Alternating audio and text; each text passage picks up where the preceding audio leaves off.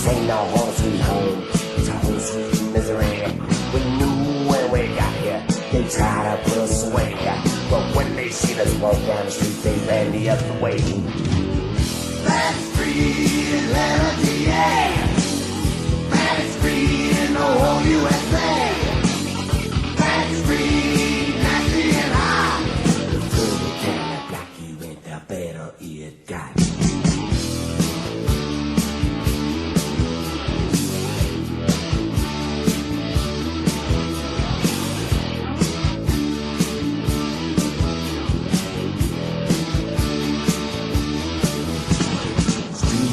Jumping like a big brow. Old lady McDuffie, she don't give the cops a call. She might as well call the Army or the United States Marines. Cause can't nobody handle this bad street scene. That's free Atlanta, yeah. That's free in the whole USA. That's free, nasty and hot. The further down the block you went, the better it got.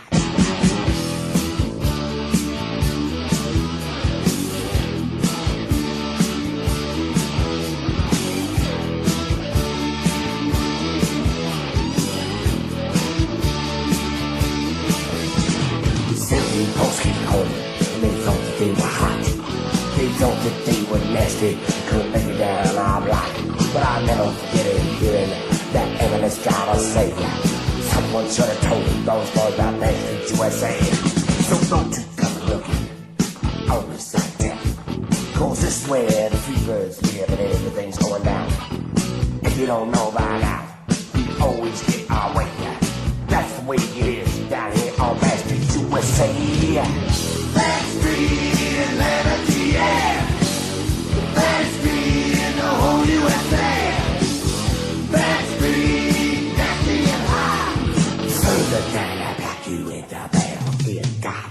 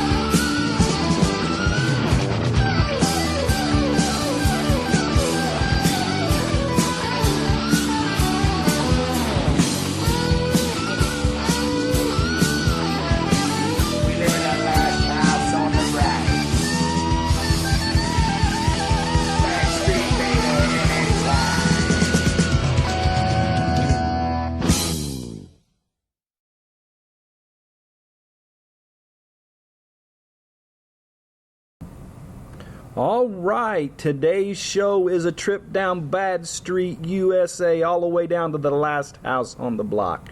You got Ed here, and you also have... Vanessa, what's up, guys? Hey, it is going to be a fun show because, well, how can you not have fun with the Fabulous Freebirds? Absolutely. If you're not having fun with the Fabulous Freebirds, you're a sourpuss, and... You're obviously not a wrestling fan if you don't know the name the Freebirds. Like, you don't necessarily have to know your history about them, because I understand that not everyone was born in their time frame, myself included. But even with that, I knew who the Freebirds were. So if you don't know them, I don't think you can call yourself a true wrestling fan. Yeah, because it's not like they were just in one spot their whole career, or they were just in the WWE their whole career. I mean, they were everywhere. Yeah, absolutely. They traveled everywhere, and they literally made every place that they went theirs. And when they showed up, nobody was quiet about it. Everyone had a reaction for them, whether it was good or bad. And that's what made them so great, honestly. Well, they were one of the first teams that got a following, whether they were face or heel, because they had long stretches of both. And you still, even when they were heel, you hated that they were killing your favorite wrestlers, but they were just cool doing it.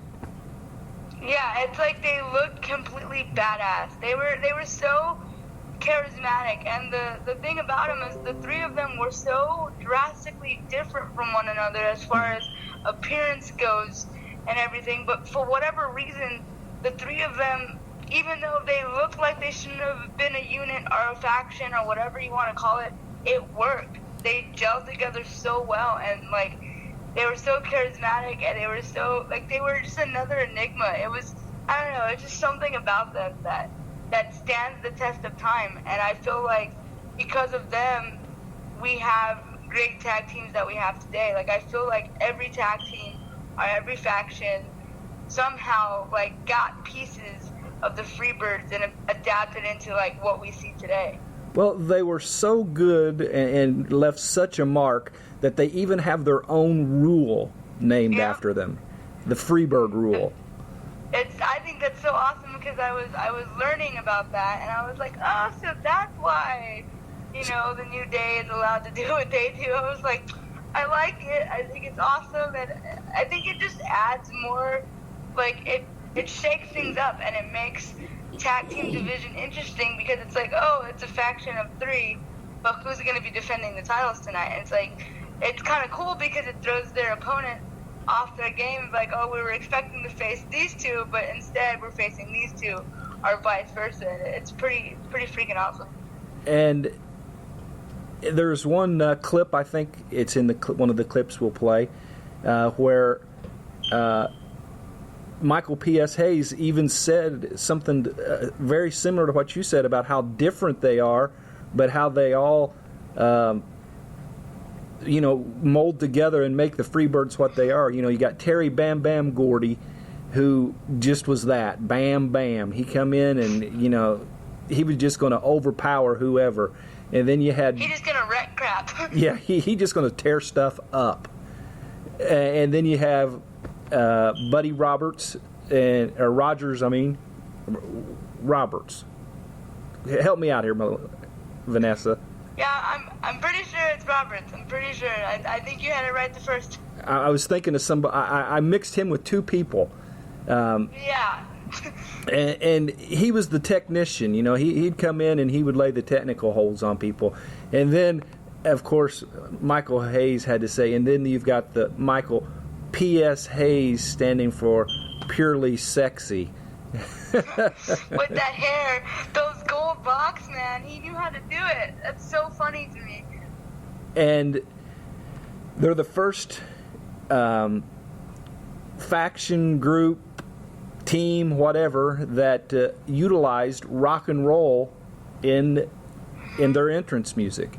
It's so funny, because me and Trevor were talking about that last night, and I was like, I love this, because I'm a rock and roll kid. It's so funny, because I'm like, it's so weird how rock and roll and wrestling go hand in hand, and it's funny because I love both of them, and then Trevor was like, well, yeah, you have Michael Hayes to thank for that, because it's so weird, because we see, bands like Motorhead, when they were around, being in the WWE, and you see that, and before the Cyndi Lauper days, it was the Bad Street days. You know what I mean?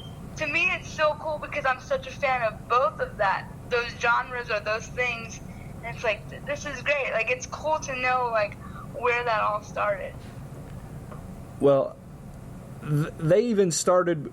We listened to Bad Street USA, that became their entrance song, and what a bad entrance song! Gee, many Christmas. You get, and you wouldn't want them to cut that short either. You want the whole 4 minutes and whatever.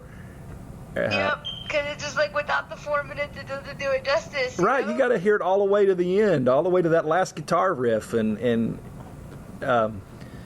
but before that, they came out to the song "Freebird."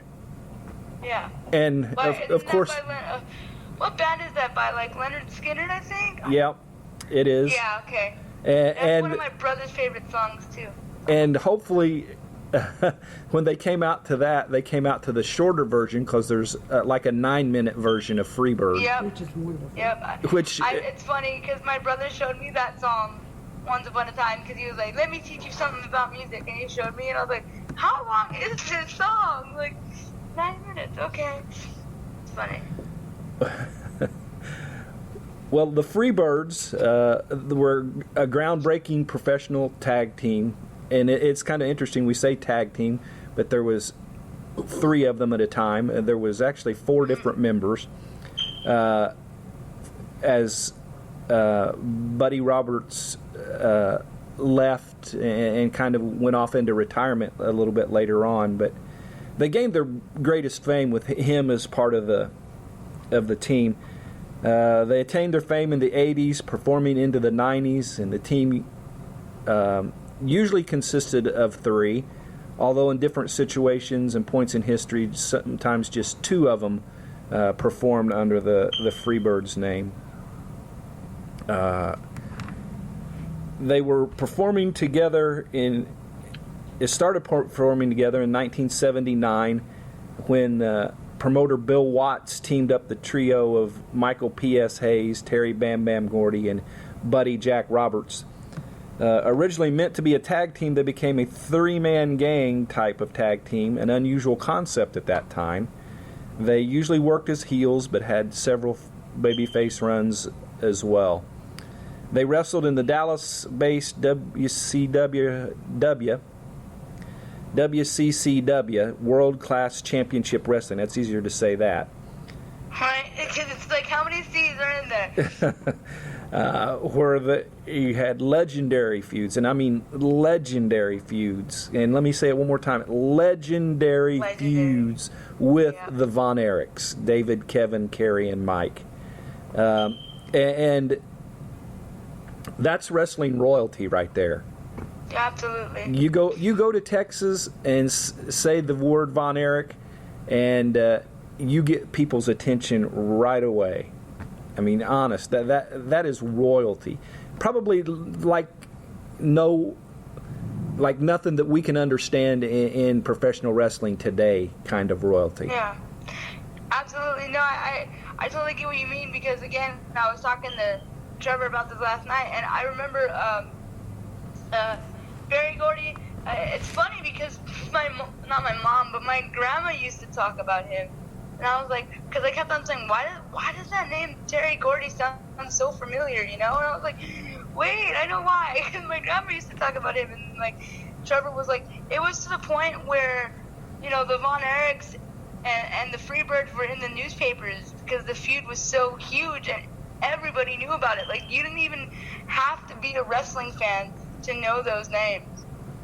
And back in those days, you literally watched by territory because you didn't have cable that would, you didn't have the USA Network that would bring things all over the country. So you watched by what territory you could get TV coverage in, So crazy. and you would still hear about the Freebirds and the Von Erichs. That's so cool. I wish wrestling was like that today, though. That would be, oh man, I would be such a happy kid if wrestling was like that today, to be honest. Well, let's listen to an announcement of the Freebirds joining the WWE Hall of Fame. Awesome. They were the first to actually come out to music. The original supergroup. The first 3-man tag team. From Backstreet, USA, the Fabulous Freebirds. Backstreet in the whole USA. Nobody flies higher than the Freebirds. Nasty and high. The better you and the better it got. They were a unique and an eclectic gathering of talent. They had amazing chemistry. You had the powerhouse Terry Gordy, you had the walker and the talker and Michael Hayes, and then you had the technician Buddy Roberts. They were a three-man tag team that any two could be in the ring. The odds are on the Freebird side.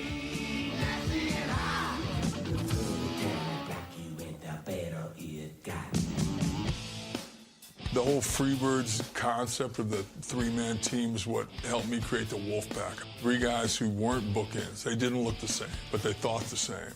We are without a doubt the greatest combination of wrestling has ever seen today. Michael Hayes was the pure showman and a wonderful showman at that. So doggone bad you think I'm unreal. The name is Michael P.S. Hayes, and the P.S. stands for purely sexy. Michael lit him up, man. That was entertainment. I'm kind of getting tired of talking, Terry. I feel like fighting. They were in Dallas with the Von Erichs for a long time, and that's what really put them on the map. Dallas, Texas is the home of the Von Erichs and the Freebirds.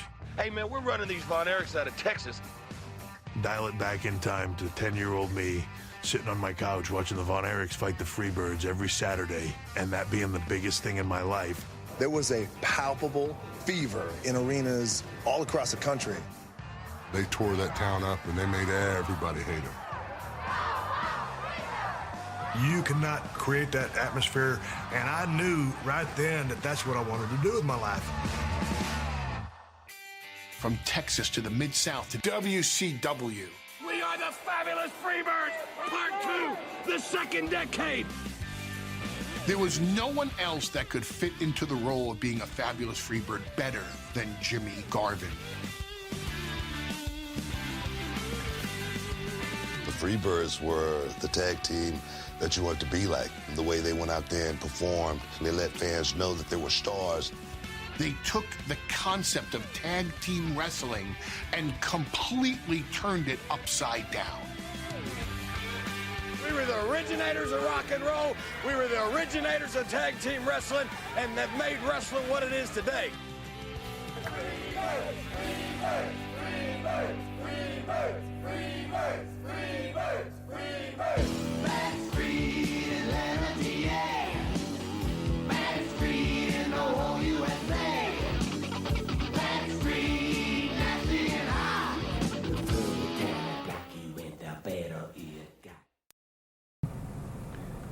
We're going to run the Von Erichs out of Texas. Do you know how many people that ticked off when he said that? I bet it probably pissed a lot of people off.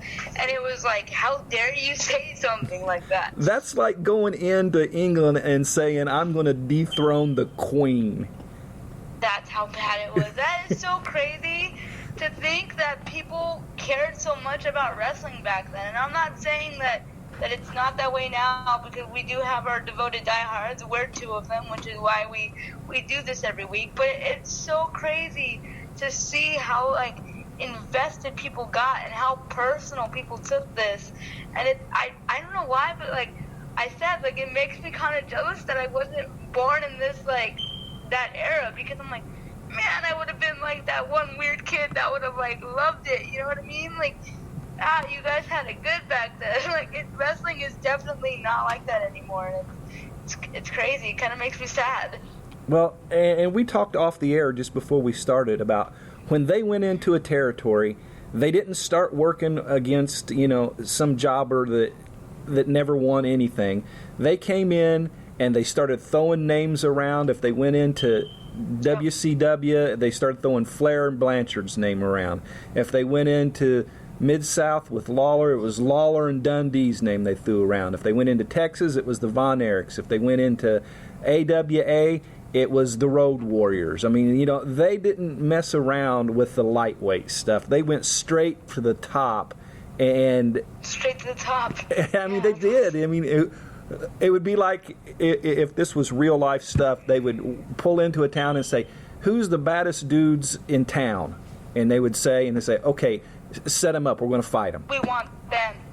That's freaking, and that, to me, that takes a lot of moxie. To me, that's like, that's how it should be done today in wrestling. Because, like, for example, you see a guy like back then, Daniel Bryan being in the mid card, and you're just like, why is a guy like him in the mid card?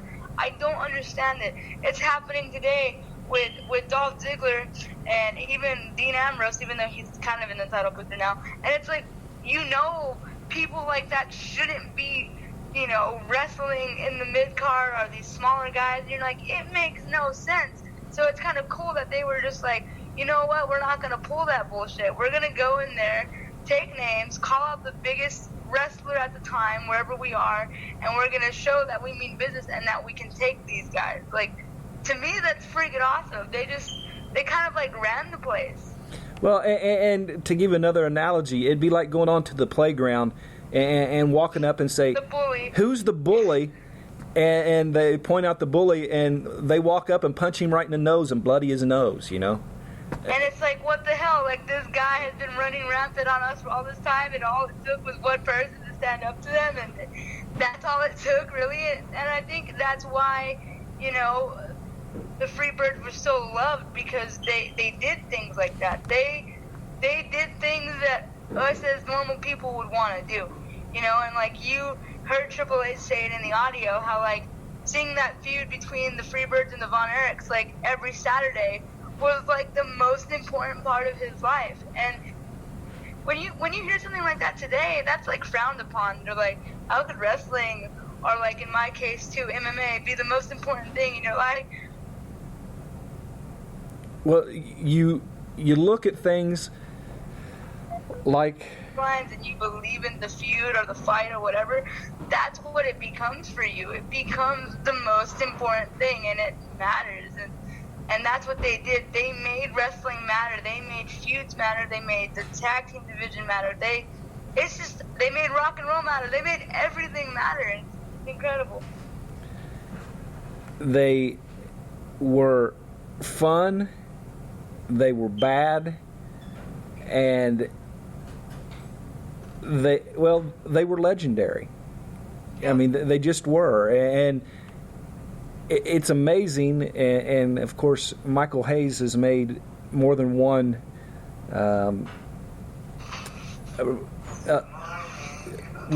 time he's alluded to the fact that what took so long.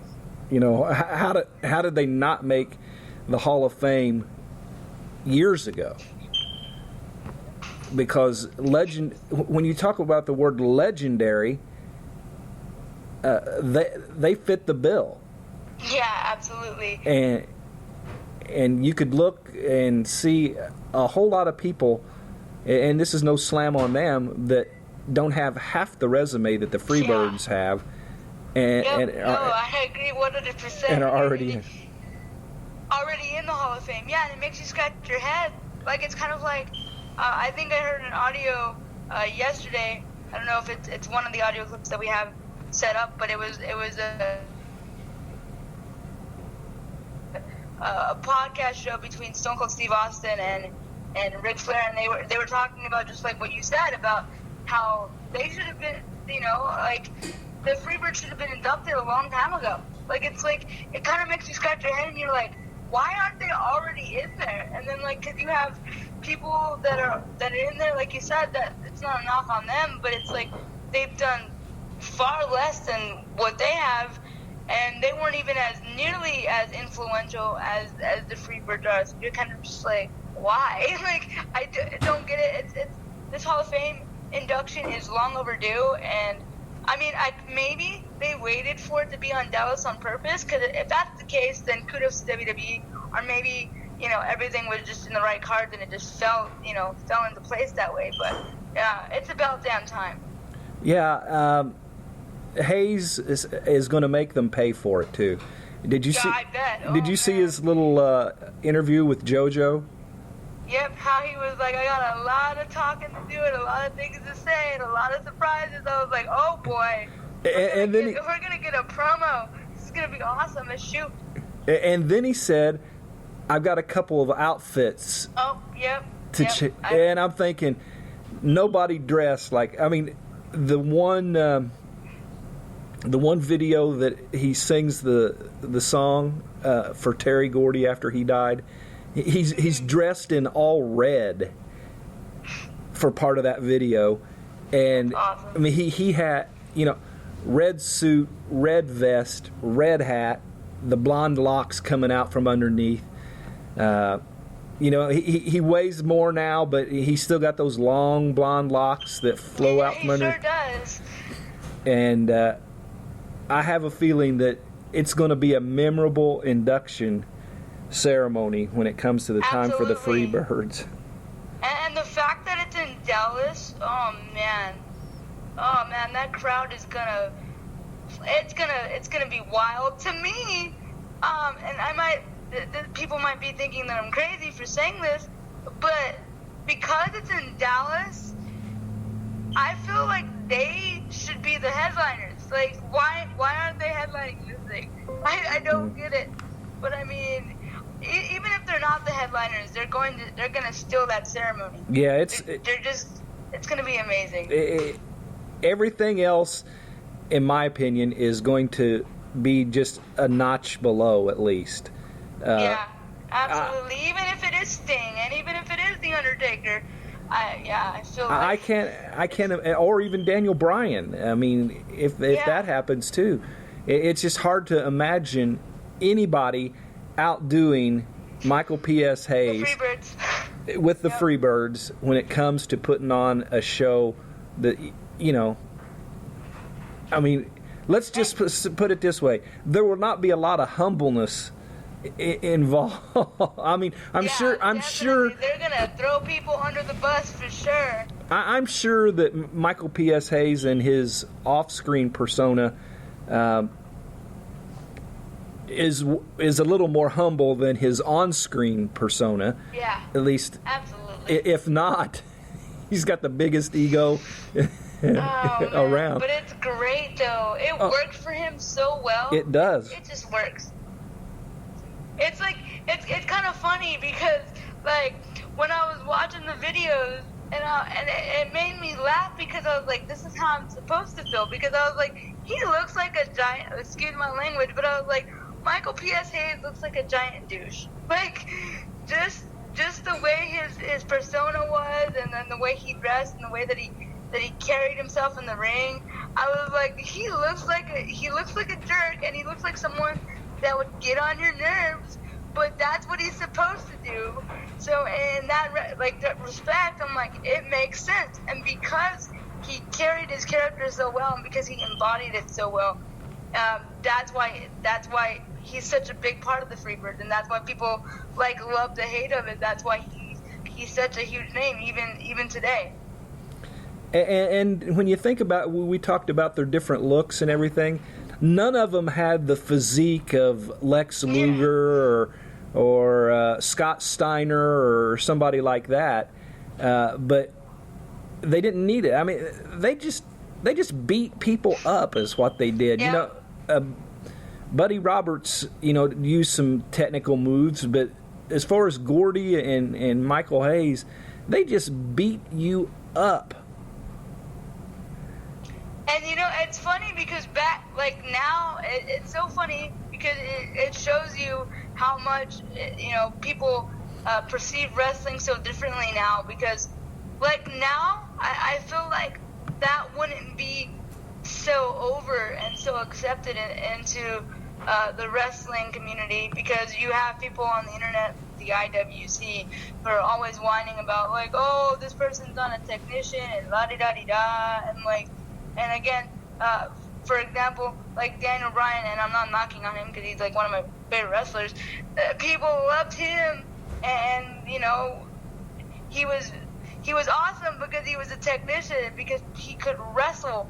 But like nowadays, when someone's a powerhouse, and like you said, when they come in and all they do is beat the crap out of someone, like that's not really cheered upon, unless you're Brock Lesnar, which still makes no sense to me, but that's a different story. But it's just so weird, because back then, when you came in and you took names and you beat the crap out of everyone, people loved it and people cheered it, and it's just weird that it's so different now. Like, again, I'm going to sound like a broken record today. I really do wish that I was born in the era of the Freebirds, because watching those videos made me jealous and made me realize, crap, this is why my brothers loved professional wrestling so much, because it was stuff like this. They, you talked about the group that complains, about no technical wrestling and all that. Yeah. See, I could picture the Freebirds pulling up to their headquarters and going in and trying to find the person who had that to say about them. That. Yep. And be like, say it to our faces, and then they'll be like, oh crap, I don't think I want to. You were mistaken. It wasn't us that said that. That was another organization. It was that guy. That's so funny. Yeah, because exactly, the Freebirds, for lack of a better word, they didn't give a shit. They were who they were, and what you saw was what you got. You know what I mean? It wasn't like this fake thing. It was just them. And they proved it with the WWF. Wow, that's so weird. Because they weren't in the WWF that long because they wanted to split them up. And they left. It's like, they're like, nope, not going to happen. Screw that. We're the Freebirds. Exactly. And see, and again, this is not a podcast to knock the WWE, because we love it. But again, see, even back then, they were being stupid. Like, why would you want to split up such a great faction? Why would you do that? Why in your right mind would you try to make these guys single competitors or just a normal tag team when they're so over as the three of them? Like, it makes no sense. Like, who the hell's idea was that? Like, I'm glad they left, because if I would have been in the 80s, if I would have been that person, and if the WWE, back then WWF, would have split them up, I would have been like, what the hell is this bullshit? Like, I would have been so mad. Kind of like when they finally decided to split the shows off.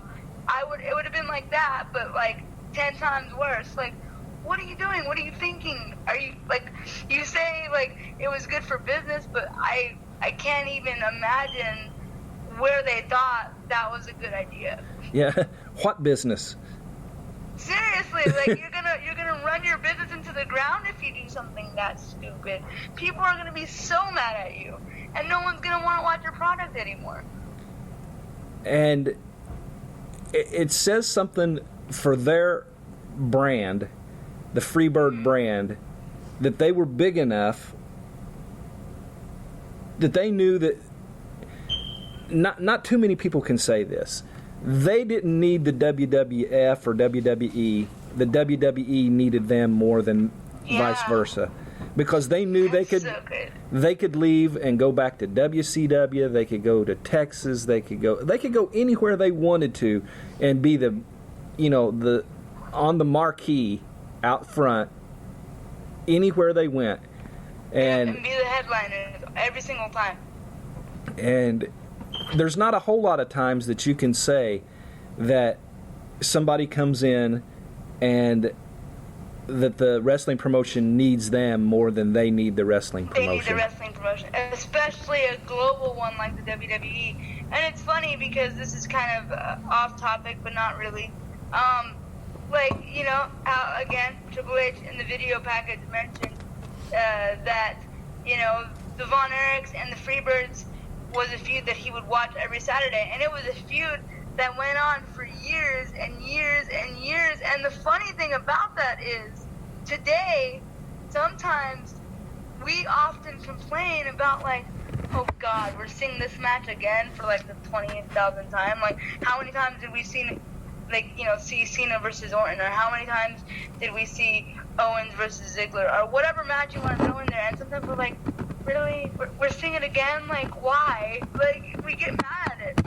But back then, they were so good that it was like, alright, I'll watch this match again. Like, I don't even care. Like, it's going to be a different outcome. Something different's going to happen. And you didn't care if you've seen it 20 times. It was just like, I'm going to watch it because I know that when I watch it, I'm going to be entertained, and it's going to be amazing. Well, it was like every week, and things worked on a weekly cycle.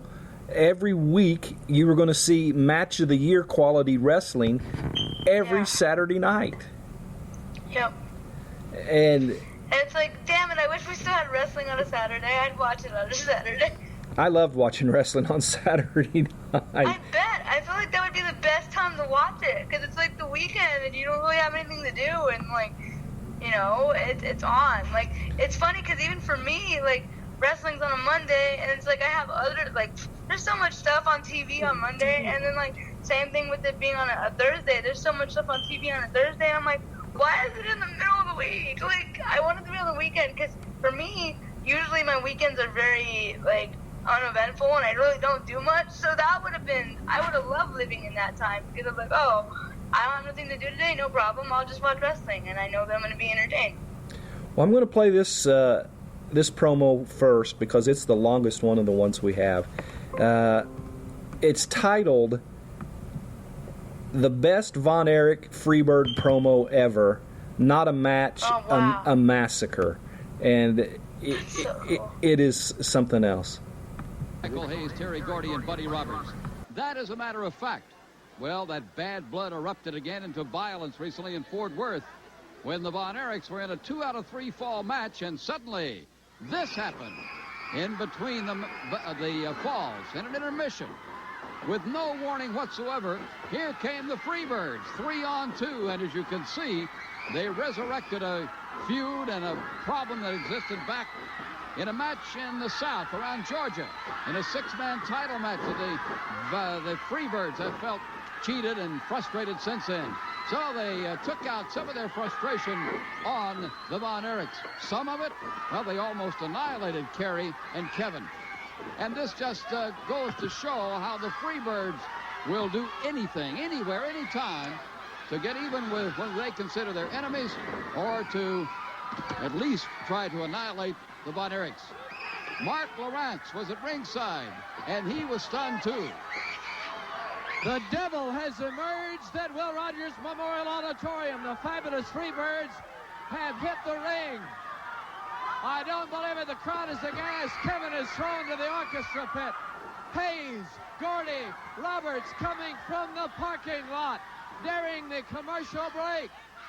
Nobody can believe it here. Nobody. Lick Hazard down.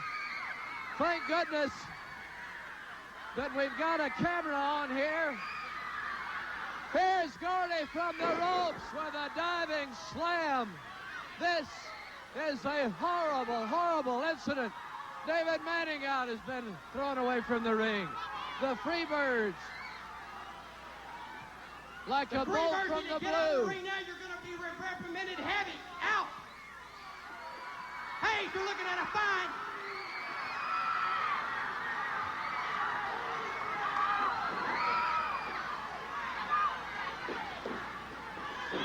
This is really, really indescribable. The Freebirds out of control like a bolt from the blue. Brian and Ace out with the officials. Now the Birds have exited the ring. The fans are in a state of shock, roaring, voicing their disapproval. That was Mark Lawrence, and that was the action as the Freebirds interfered and came in to try to obliterate the Von Erichs.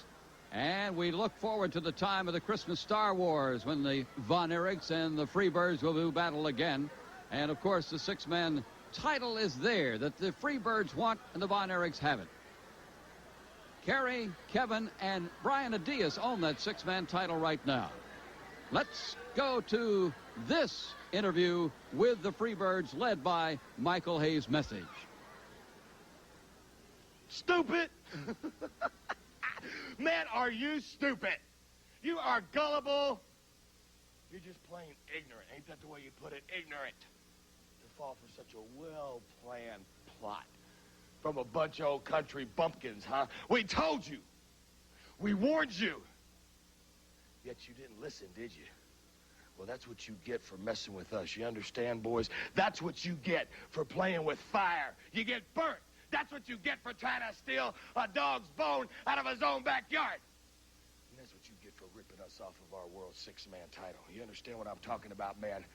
I think you do, because I think everybody in the world has just been introduced to the hottest thing.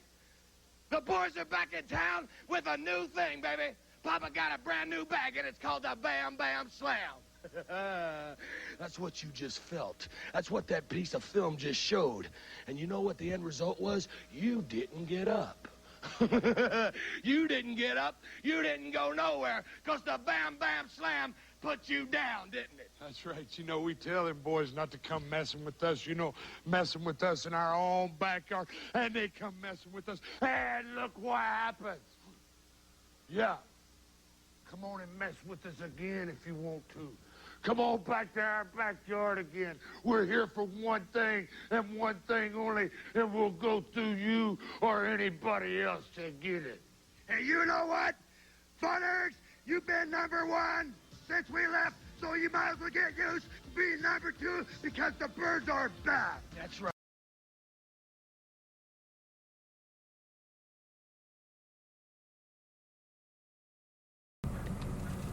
All right. Well, they annihilated, is what the guy said, the Von Erichs. They threw one of them into the orchestra pit. Oh, my gosh. The orchestra pit. That's so awesome. You know, they do this occasionally now, fight all over the building, but back in the day, they used to do that somewhat regular. Like every time? That's so cool. And, I mean, I've seen people fighting in concession stands and stuff like that, throwing the food from the concession stands at each other. That's so awesome to me. Man, can I have, like, a time machine, please? I need a time machine. I need to go back to the 80s. And we were talking just now while that was playing about how there was nothing pretty about the Freebirds except for Michael P.S. Hayes' hair. Yep, that's it. That's literally the only thing that you got that was pretty. Like, nowadays in wrestling, you see, like, you know, and Amy even mentioned it too, like, now it's more dramatic and it's more theatrical, and it's like they worry about, like, who's doing whatever, who made whoever mad, or it's just, it wasn't. I'm not trying to knock today's generation, because obviously I'm a part of it, but it's just so different. And, like, they made, like, wrestling today feels more choreographed, and it feels like, you know what the person's gonna do or whatever. But back then, it was just like they were just, again, beating the hell out of each other, and it was more of like something you would see in a street fight as opposed to a wrestling. Right, it was like a street fight every time they fought. Every single time. And they were bleeding and they were throwing crap at each other. And, like, when I was watching these videos and I'm thinking in my head and I'm thinking about it now, it was like they made the Attitude Era look like a kid. Like, you know? It's crazy to me. Like, I used to think the Attitude Era was, like, the coolest thing ever because there was violence and there was blood and there was, like, these backstage brawls. But then, you know, doing this special, you know, you have to prep, you have to watch these videos, and watching them, it's like, dang, like, this is cool. This is better than the Attitude Era. I was marking out watching those videos, and I'm like, man, I was born 10 years, like, after this, and I'm like, why? I'm like, literally gonna have a conversation with my brothers probably after this podcast. Like, you know how lucky you were to be born in the 80s? I'm so mad at you right now.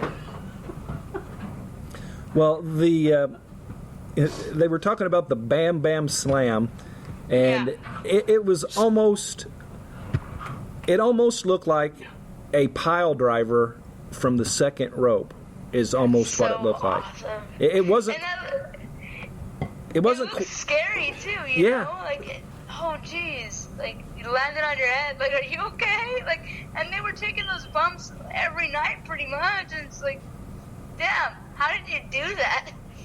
Well, and fortunately for them, they were on the giving end of most of those bumps. Yeah, for real. I would have hated to be on the receiving end of that. Not to think that the Von Erichs didn't lay some beatings on them too, because they did. And, you know, the thing about them was they weren't always on the winning end.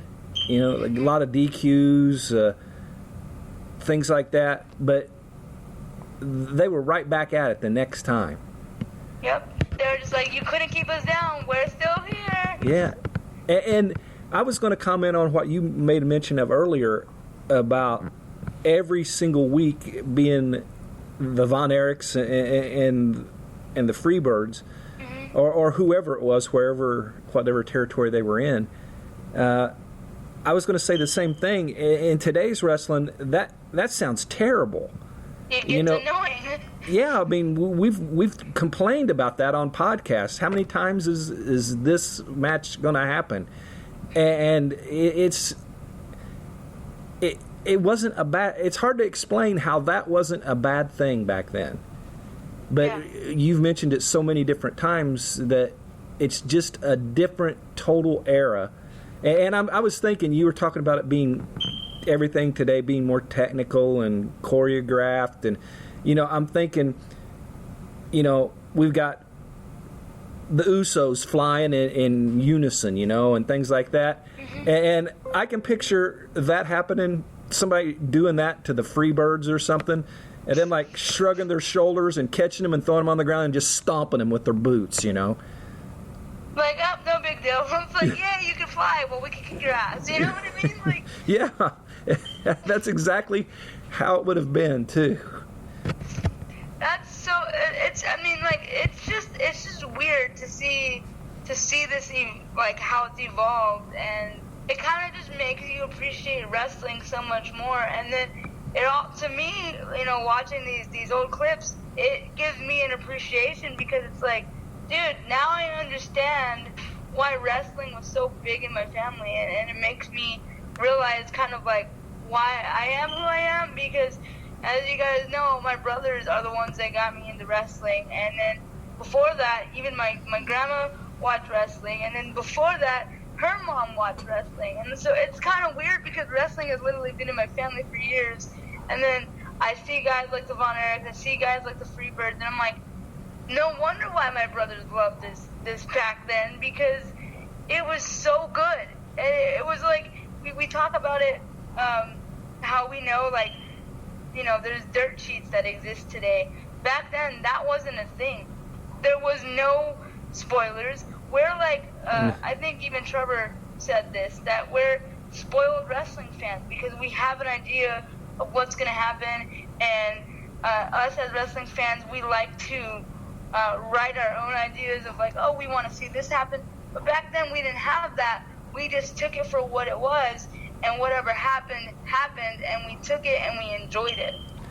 Well, one of the things that Lawler used to do back in the day was throw fireballs in people's face.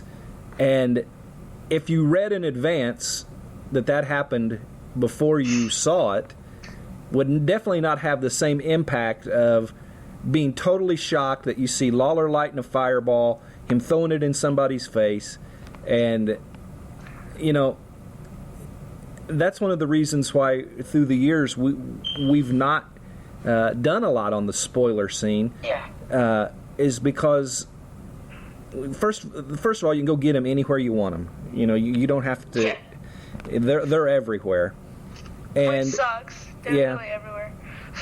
But some of the things, the shock value just needs to be part of it. And absolutely. It makes the show, and it makes you go home happy, and it makes you have that, like, everlasting memory of, like, crap, I was there when that happened, and I didn't know it was going to happen. I bet you the people that were there the night that they threw the Von Erich down into the orchestra pit is still saying, I was there the night they threw, I think it was Carrie Von Erich into the orchestra pit. Yep, and then they're probably telling their kids and their grandkids about it. Here, look at this video on YouTube. You see that? And they're probably like, I was there. I don't want it. That's awesome. I was there. And then they could brag about it. Like again, I wish I was able to brag about those kind of things. And it's like, damn, like, I thought I was cool being a 90s kid, and I'm just like, great. To think about, like, to compare it to that era, I'm like, no, the Attitude Era wasn't that great. Never mind. Well, a little bit more on their history. When they left Dallas, they went to the NWA-affiliated Georgia Championship Wrestling and World Championship Wrestling. Then they went to the AWA, the Oklahoma-based Universal Wrestling Federation. they actually cost the Road Warriors the tag team titles in the AWA in a match before he was even a Freebird. Jimmy Garvin and Steven Regal, while they were in the NWA, they won the tag team championship, and that's when they added the Freebird rule, was when they were in the NWA, allowing any two of the three members of the team to defend the title on any given night. As we mentioned earlier, their run in WWF in '84, I had actually forgotten that they were part of this, because you don't think Cyndi Lauper and the Fabulous Freebirds, but they were part of the Rock and Wrestling Connection. That's so cool. Good times. As a matter of fact, it was Cyndi Lauper's manager, David Wolf, that introduced them on one of these next two promos we're going to play. We mentioned that they left. They soon left the promotion when WWF officials wanted to split the team up. Again, I hope that was somebody that was just there temporarily. I hope so, yeah, because who in their right mind, I said it earlier, would think that that's a good idea? You know, like, right? Why? Were you smoking something? Like, have you not seen these three together? Like, what are you doing? Yeah, I hope that person was a temp, and either they were a temp or a new guy, and knew nothing about the history, and was just like, maybe he just saw three very different individuals, and like, hey, I want to give these guys, solo careers, but then everyone else is thinking, what are you doing? Well, let's listen to a couple. We'll play them back to back of promos in their short stint in the WWF. Manager extraordinaire for rock singing star, the great one, female entertainer of the year in my mind, Cyndi Lauper, Dave Wolf. Welcome aboard, and I understand you've got even more in store for the fans of the World Wrestling Federation. I know they're going to find it as a big surprise. Absolutely, Gene. It gives me great pleasure at this time to bring on the Fabulous Freebirds to the World Wrestling Federation. Come on, guys. All right, J.D. Michael Hayes. Talking about so excited. You know, there's a lot of people out there that know the Freebirds already. For those of you that don't, I'll lay it right down to you. Standing behind me, my big brother, 285 pounds of walking, talking, romping, stomping, graveyard destruction. Over to my left, my other brother, Buddy Roberts, 240 pounds of hot stuff, and he don't stop till he gets enough. And baby, what you're looking at is 250 pounds of twisted steel and sex appeal. Mama, I'm so doggone bad you think I'm unreal. Put it all together, and it's 740 pounds of Fantasia, the baddest wrestling team ever assembled. And there's a lot of people knocking rock and roll, man. Well, a lot of people are knocking us because of the way we are, the way we were brought up on Bad Street. I'm talking about Bad Street, USA. The further down the block you went, the better it got. And baby, we lived in the last house. And if you don't like our long hair, they can just leave these long-haired country boys alone. I like rock and roll, gentlemen, no doubt for the about record. That. I know there's a lot of competition right here at the WWF. It's happening all over the world. We're looking forward to facing all the competition. I know there's a bunch of nasty individuals out there, but you've got to realize we don't mind getting nasty ourselves if that's what it takes. Terry, whatever you say, buddy, quickly. Hey, all I got to say is, Dave, we're not going to let you down, ever. The reason we're not going to let you down is because we've never let us down. The Freebirds are here. Stay tuned. All right, fans, stay tuned. More exciting action coming up in just a minute. Boston Garden tonight, 8 o'clock. The World Wrestling Federation is going to be back in town. What an absolutely dynamite card. Andre the Giant to meet Rowdy Roddy Piper. Six-man tag team bout we're going to be talking about a little bit later on. In a return match, B. Brian Blair to go against Mr. Wonderful Paul Orndorff. And they're coming to town. Boston, get ready. Oh, my word. What's going on, Gene? Freebirds, I love it. Michael Hayes, Buddy Roberts, Terry Gordy. Gentlemen, tonight is the night here in Boston, the Moondogs. Are you ready? The debut of Freebird Fantasia, the debut of Bad Street in Beantown, talking about the Green Monster, talking about Carl Yastrzemski, and now a whole new sports franchise coming to town. The cards and letter have come in for years and years, and we stopped the schedule. We put a halt to the schedule to bring it to Beantown, because you know there's a lot of people up there that run their mouths. Guy like Roddy Piper, you know, guy like Roddy Piper, you were the kind of punk that never came in the bathroom at school when we were in there. And the Moondogs. Reminds me of that old dog we used to have on the farm, Bam Bam. Hey, you know, there's a lot of people out there in Boston that probably don't like us. We really don't care. There's probably a lot of people in Boston that like to cuss us, might even want to spit on us. Just go ahead, be ready to suffer the consequences. And that's right, you know, they do remind me of an old sheepdog I had one time. And this dog, he followed me everywhere I went, man. And one day I was out in the field, and I was doing some stuff, and this dog snuck up behind me, and he bit me, man. And when he bit me, I started kicking that dog like I ain't never kicked a dog before. And you know I don't mind getting nasty on a dog if a dog sneaks up behind me and bites me. That is a well-known fact. Buddy Roberts, your thoughts? Well, okay, we come in here and they're putting us against the top Moondogs. Well, if you ever gave it a thought, Moondogs, when we put our boots on and we put it right there, you're going to end up on the moon, boys. Right where? Born on the planet Rock in a city they call Party Town, raised up on a street they call Bad Street, and the reason they called it bad was the further you went down the block, the better it got, and it's going to be bad in the garden tonight. Tonight, Boston Garden Freebirds are in town, and stay tuned. We're going to be right back after this. Now, if you lived near Boston and you seen that preview, would you go buy a ticket after that? Hell yeah, I would go buy a ticket after that. I would have probably already had my tickets. Seriously. Why don't you have one already? But no, if you were one of those people who admittedly are like me, wait till last minute to do something, I would be like, all right, cool, I'm buying a ticket now. I'm like, and probably by then they would have probably been sold out already, and then I would have to go and find a scalper and be like, please give me a ticket because I need to be there. Yeah, and I've actually done that before. Decided I wasn't going to go to something, and then at the last second decided I wanted to, and had to buy ticket from scalper off the street. That's never a fun time because you're just like, I don't know if I should trust this person, but when it's worth it, you know. Well, mine was for a WWE pay-per-view, and it was The Undertaker versus Mankind in a casket match. Man, a buried alive match. That's incredible. You saw that? Okay, I'm officially jealous now.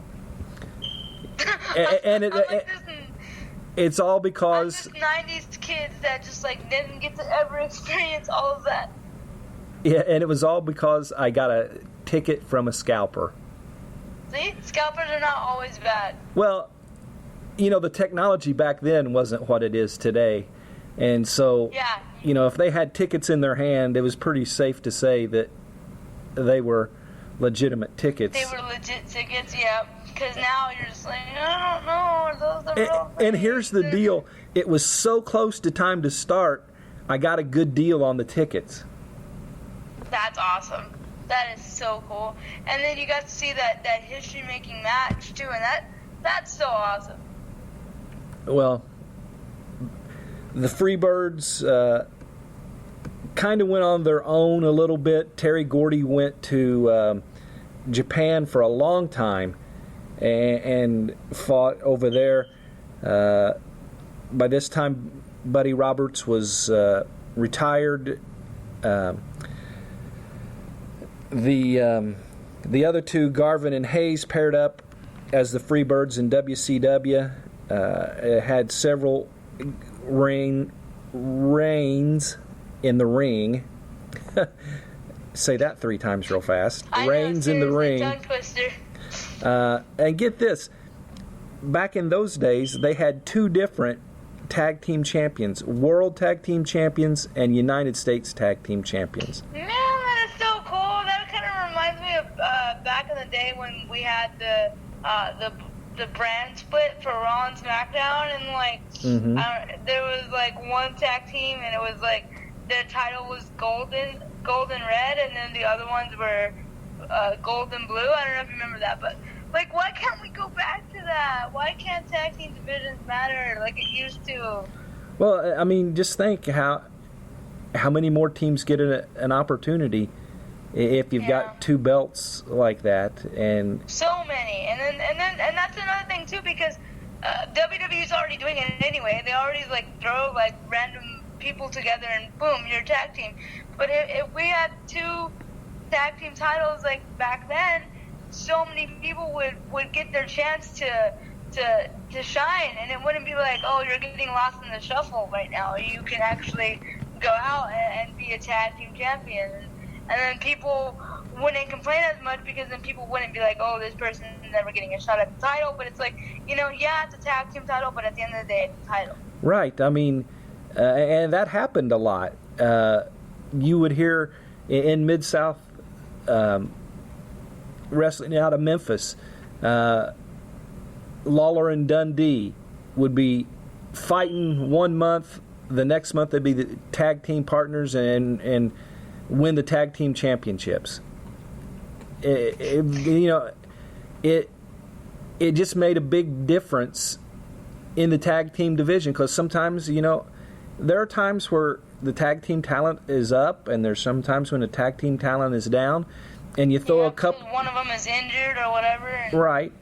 And I mean, think about, like, right now would be a good example is if, like, Sheamus and Rusev teamed up and won the tag team championship. They're both individual wrestlers, singles stars for the most part. But you throw them together, and they would never do that right now, because it's like they're just focused on the main tag teams, like the New Day. Now we have Jericho and AJ, Y2 AJ, which is weird. But and then we had back then we had not back then, but we had the Usos, and then Cesaro and Kid. It's like they only put like people that they think would work well together. But it's like back then it was like you could really get anybody together as a tag team, and sometimes you would scratch your head and you'd think, is this really going to work? But back then they made it work. Well, the only time I remember in recent years that happening and it working was with Daniel Bryan and Kane, when they put that's the kind of Team Hell No. Yeah, that's the kind of thing that they did fairly regular back in the old days. And that didn't mean that the established tag teams always got left out.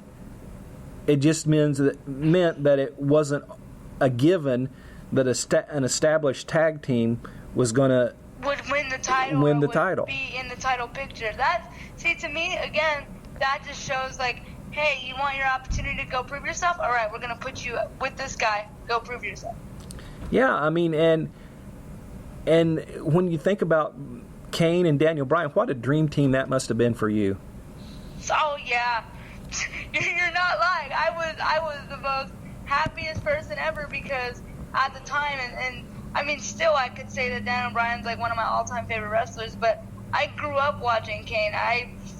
Like the minute that he ripped the cell door off of the Hell in the Cell and stared down his brother, I was like, because that brother-sister rivalry thing, my brother was a huge Undertaker fan, so I was like, oh, since you're a huge Undertaker fan, I'm going to be like a Kane fan by default, just so I could cheer against your guy. Mm-hmm. And that, morphed into this like undying loyalty that I have for Kane. I mean, they don't do anything with him nowadays, but he was my favorite growing up, and then Daniel Bryan later became my favorite. So yeah, that was a dream team, like match made in heaven for me. I was like, I'm never ever going to root against this tag team for as long as it goes, because you can't. I couldn't. And yeah, if I was to see stuff like that more often these days, I would probably come up with a bunch of random combinations of wrestlers, and then they'd be like, Vanessa, what are you doing? I'm like, that's my dream team. Sorry. Like, I wish I could see something like that again. Well, the Freebirds obviously got their name from the song Freebird by Lynyrd Skynyrd, and used that as their ring entrance until... And one of the things I like about Bad Street USA song and another song that we've got, if we decide to use it here at the end, is Bad Street USA was sung, composed, and co-written by Michael P.S. Hayes. I mean, it's him. That was cool too.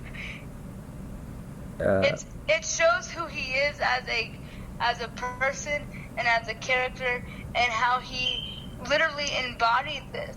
Like it was who he was. And I said earlier, like, you got what you saw, you know, and it wasn't like this front that he put on. It was like, you know, like, I mean, they said it in the audio clip. If you like me, you like me. If you don't, then too damn bad. Like, I really don't care. Like, this is me. This is us. This is who we are.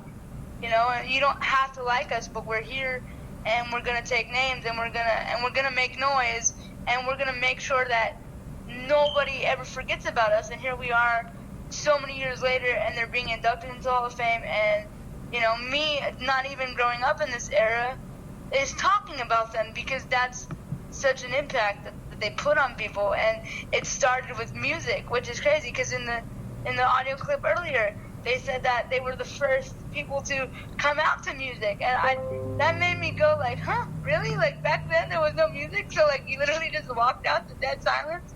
That's awkward. It was different. I mean, it's hard to even picture in the way things are done today. Yeah. And even it's hard for me to remember when they didn't come out to music, or at least one of the two. A lot of times there would be one team that would come out to music because they were well enough known that they had their own music, and the other ones may not be. But we got one more clip of a interview that happened, I believe, NWA WCW with the Freebirds.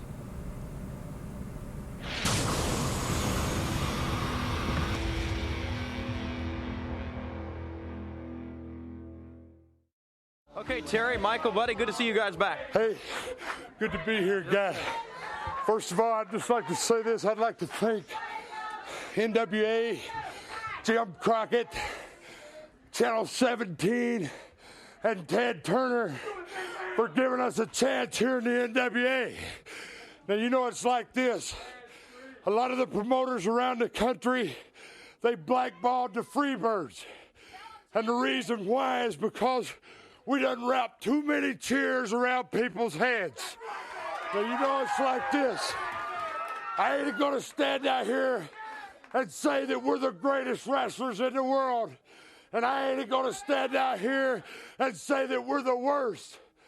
But I am gonna say that we can swing a cheer better than anybody in professional wrestling today. Hey, you know what? We've been all around the country and all around the world, and a lot of people don't like us, but there's an awful lot of people that do like us, and we're back home here in Atlanta, and we're going to show everybody here in Atlanta just who the Freebirds still are. You know something, baby? The boys are back in town. The boys are back in town, and we ain't in town to mess around.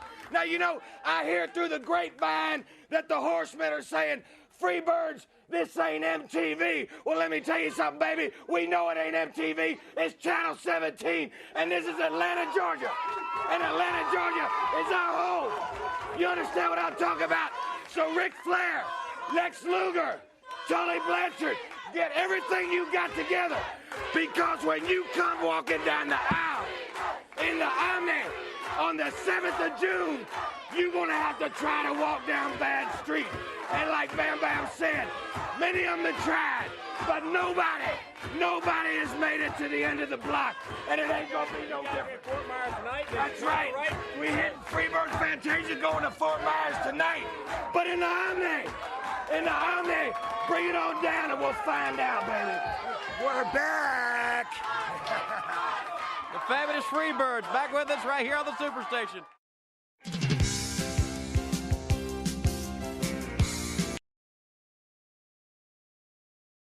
All right, well, we swing we've been blackballed because we done wrapped too many people's heads around chairs.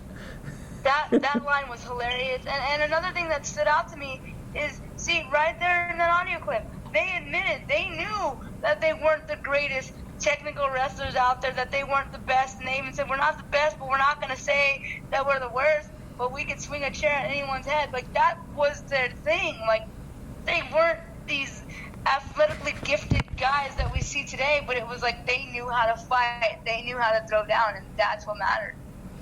Even when they did things like go up on the ropes and stuff like that, it wasn't like to do somersaults and highly technical things. It was to come down and pound somebody. I mean, that's, you know, as a double axe handle off the top rope. And pretty much smash them and just like, get up from that. And I wonder how much of a shoot that was when he said we'd been blackballed in a lot of places around the country, because, you know, promoters have pretty big egos too. Vince McMahon. Right? And biggest ego of them all. They don't like it when performers, you know, wrestlers, I won't say superstars, so just out of respect for you. Such a gross word. They don't necessarily like it when they come in and have to have things their way and don't want to follow what it is that somebody, you know, stupidly wants to break up their tag team. And for real, because usually, like you said, usually it's like they go in there and you said it's not often that they show up to the big guys like the WWE and be like, screw you, I ain't doing that crap. Like, because now you see it all the time.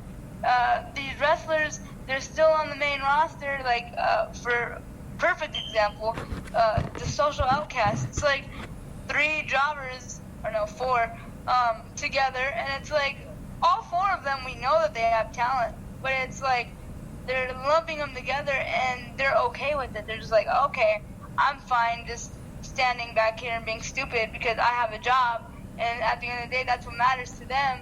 But back then, the Freebirds were like, I ain't gonna do that bull crap. Like, that's ridiculous, that's stupid. I'm not gonna do it. We're gonna do things our way. And it was so backwards back then and so opposite. I love the line where he talks about being on Bad Street, the last house on the... It gets badder the farther you go, and we're the last house on the block. It's like that. It's like that one house you see in those horror movies when you're like, I don't know if I want to go in that one. Don't go like there. That's where the Freebirds are. Exactly. That's what it was, and that, to me, that's incredible. Yeah, and in the one with the WWF that we listened to earlier, I mean, he throws Roddy Piper under the bus. I mean, and Roddy Piper was headlining. You heard him say Roddy Piper versus Andre the Giant was the featured match. And they threw him under the bus. And so, you know, it wasn't like Roddy Piper was just getting started. He was headlining. Yeah. And he's like... That's like someone coming into WWE now and, like, throwing John Cena under the bus. You don't see it, really, you know? He said Roddy Piper was the kid that didn't come into the bathroom when we were in the bathroom in school. That's so funny. I laughed at that so hard. I was like, ha! I bet you Piper laughed at. I bet you a knock on Roddy Piper. I bet you Piper laughed when he heard it too. I bet he thought that's a great line. He probably thinks, I wish I'd have thought of that.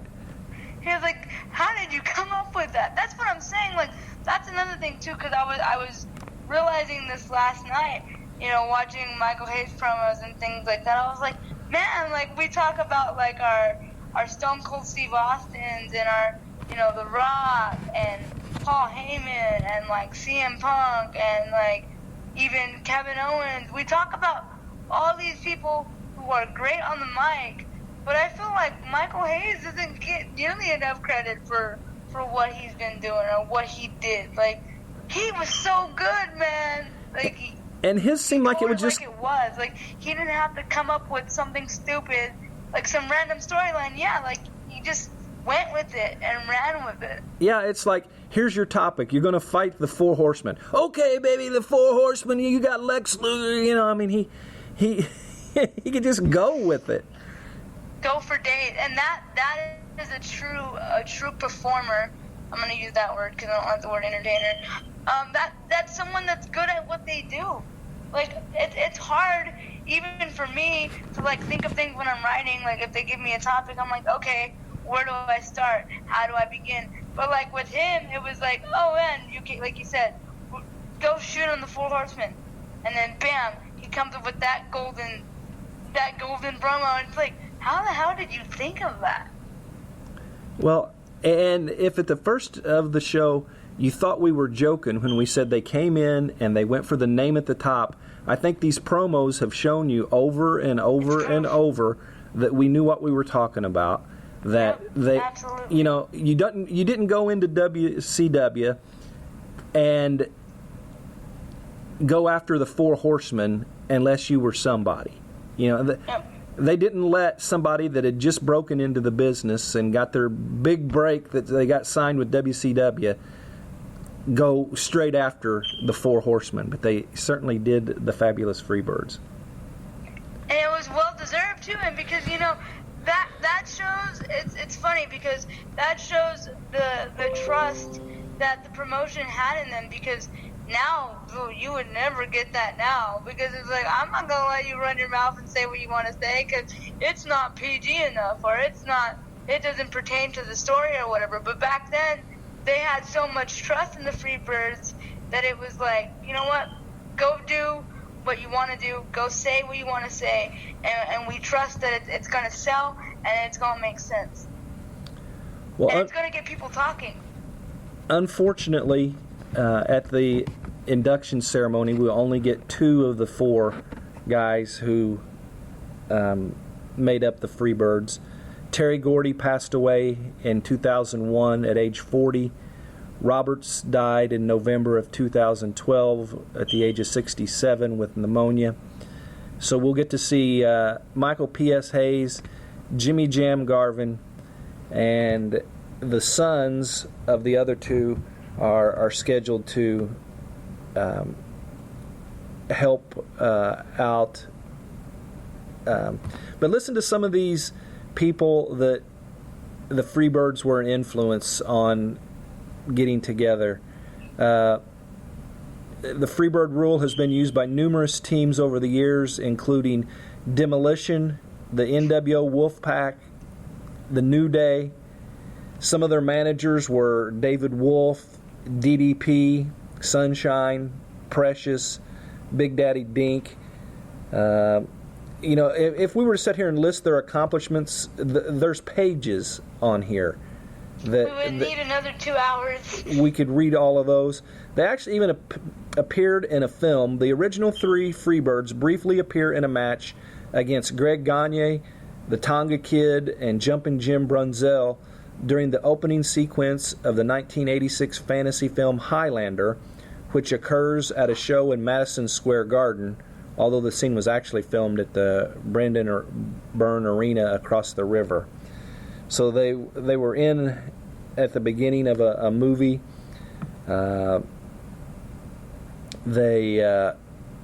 Michael P.S. Hayes spoke to Rolling Stone about the induction. He says, well, I don't know what the rush was. I know, seriously. Every year, put that tongue back in your cheek, because it's where it's firmly planted right now. Every year around this time, I'd be on pins and needles hoping we'd get in, because our career speaks for itself, and yes, it certainly does. We put asses in seats, and I think you could take a poll of anybody who ever paid their hard-earned money to come see us, and they'd say they got more than their money's worth. And that was huge to us, because we were wrestling fans too. He also commented on his induction speech, I've never been a person who is at a loss for words, so I'm pretty sure I'll have some things to say. They may not let me curse, but I want to pay homage to Terry and Buddy and the group, so I'm going to tell as many stories as they'll let me get away with. Believe me, I've got plenty of them. That's awesome. I can't wait. Just for that induction alone, it's going to be It's gonna be amazing. It's gonna be bone chilling. I'm gonna get goosebumps. I'm probably gonna cry. Like, it's gonna be good. And I mentioned that their sons. Michael Hayes revealed on Ric Flair's latest podcast that the son of Buddy Roberts and son of Terry Gordy, Ray Gordy, who was former WWE star Jesse, will speak at the induction ceremony for the Fabulous Freebirds next month. The two will be speaking on behalf of their late fathers. Hayes could not confirm that Kevin Von Erich, or would not confirm that Kevin Von Erich will be inducting the group, but did confirm he will be there, adding that people will be happy with Kevin's involvement. And that's so awesome. That would only be poetic justice to have a Von Erich induct the Freebirds into the Hall of Fame. It's like the final stamp of approval and the final show of respect. Yeah, that's what a show of respect would be awesome. Now, we've got a song to close with. And did you get a chance to listen to the song Freebird Road? I don't think I did. I'm not sure. Okay. I don't remember. If I hear it, then I'll... Well, actually, just the words don't do it justice. You really ought to Google search Freebird Road and watch the video that goes with it, because most of the video takes place at Terry Gordy's graveside spot. And again, this is written and sang by Michael P.S. Hayes about Terry Gordy. It's a sad song, but it's fitting, and we'll leave you with this one. So for myself and Vanessa, we thank you for taking a trip down Bad Street with us. It's been fun. It has been fun. What do you got to say, Vanessa? I'm glad that I got to do this podcast. It's been an honor. I really did enjoy learning about the Freebirds, and like I said, now I have even greater appreciation for professional wrestling, and I honestly didn't think that was possible. And I mean, it's fitting that it's going to be in Dallas, because I said this to Trevor, I'll say it on air. Dallas for the Freebirds is the way that Philly is for ECW. So I feel like it's completely fitting. They're royalty. They deserve this. It's long overdue. And congratulations to the Freebirds. And thank you guys for listening. Again, I appreciate every single one of you. Today was fun. I really did enjoy it. All right, enjoy this Freebird Road.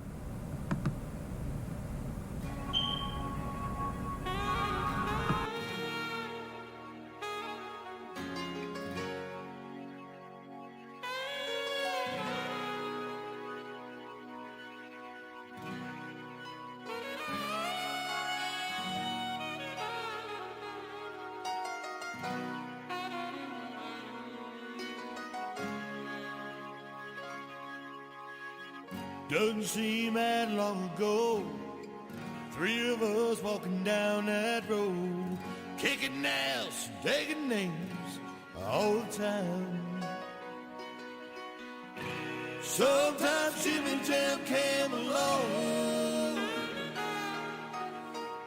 Those were the best times, now they're gone. Well, it's been 10 years since you ain't been around. Lord, I've lost my best friend now. I can still see him strutting down that old aisle. I know I can't bring back yesterday. Oh Lord, can you help me find my way back to Freebird? Oh, I miss him now. Back to Freebird.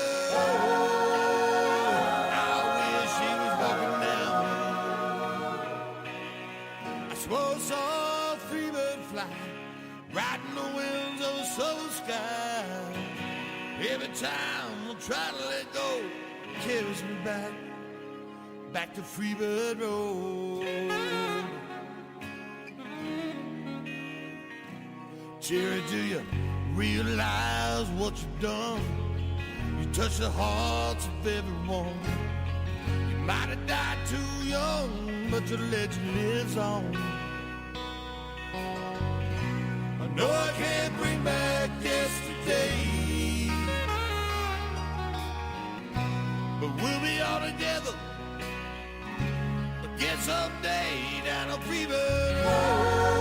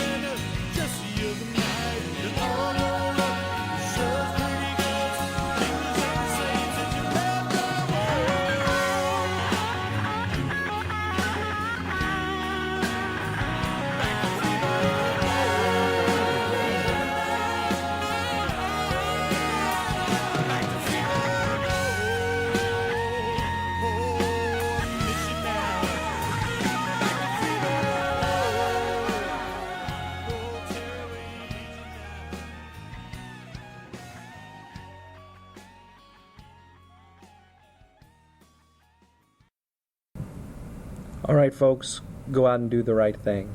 Goodbye. Have a great weekend.